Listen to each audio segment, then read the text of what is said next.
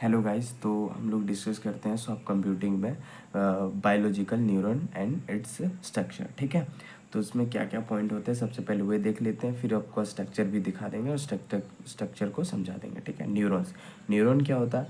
पहला पॉइंट जो है आपका ऑल्सो कॉल्ड नर्व सेल। ठीक है, दूसरा basic working unit of the brain. ठीक है, तीसरा पॉइंट है आपका specialised cell responsible for sending and receiving signals from the brain.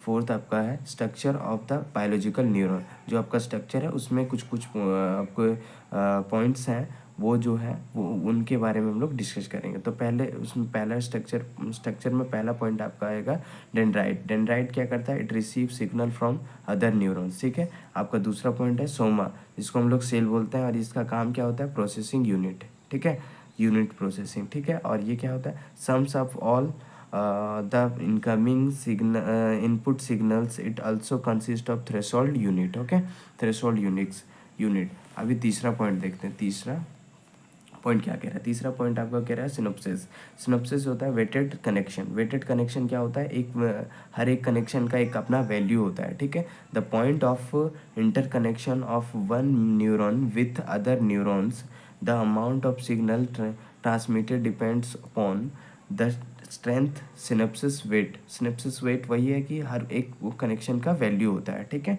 Of the connection. ठीक है, connection can be inhibitory decreasing strength. ठीक है, इनहेबिटरी जो होता है उसमें आपका स्ट्रेंथ डिक्रीजिंग होता है। ठीक है, और एक्साइटरी जो होता है उसमें आपका स्ट्रेंथ जो है इंक्रीज हो रहा होता है इन न्यूरॉन नेचर। ठीक है, अब आपका फोर्थ पॉइंट क्या है वो देख लेते हैं।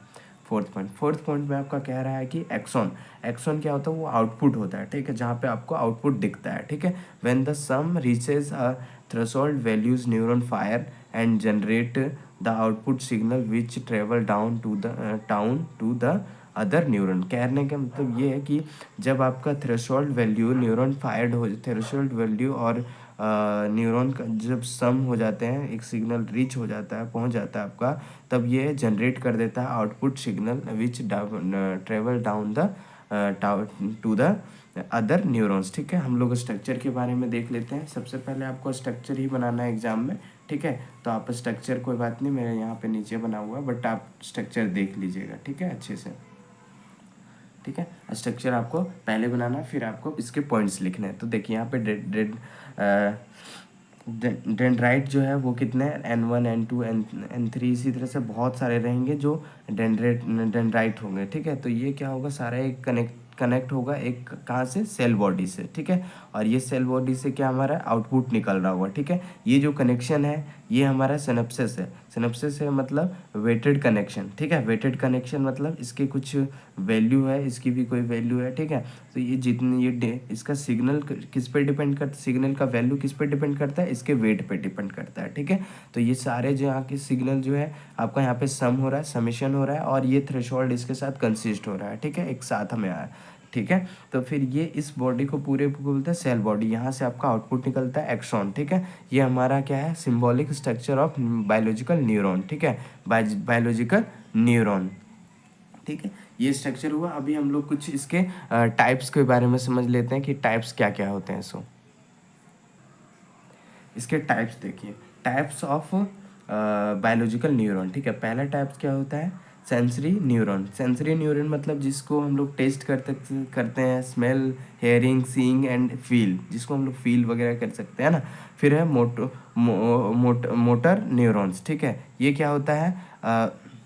Voluntary and involuntary. ठीक है, मूवमेंट ऑफ मसल्स ऑर्गन्स। ठीक है, और तीसरा हमारा है इंटर न्यूरॉन्स क्या होता है? Intermediate neuron found in special cord and brain. They pass signals from sensory neurons to motor neurons. ठीक है, ये आपको समझ में आ गया। तो ये कुछ आपको जब एग्जाम में आए कि बायोलॉजिकल न्यूरॉन्स क्या है, तो पहले आपको स्ट्रक्चर लिखना है, फिर आपको इसके जो पॉइंट मैंने बताया वो पॉइंट लिखना है, और उसके बाद आपको टाइप्स ऑफ बायोलॉजिकल न्यूरॉन लिखना है। तो आप 7 या फिर जो भी आपका 14 मार्क्स का जो भी क्वेश्चन आता है आपका सेमेस्टर यूनिवर्सिटी एग्ज़ाम में, तो आप वहाँ लिख पाएंगे। ठीक है, थैंक यू गाइस। और नेक्स्ट वीडियो बहुत जल्दी आएगा इस पे सॉफ्ट कंप्यूटिंग पे। और लाइक शेयर कमेंट कीजिए और सब्सक्राइब ज़रूर करें, सब्सक्राइब करना ना भूलें प्लीज़, आई रिक्वेस्ट, सब्सक्राइब ज़रूर करें। Thank you.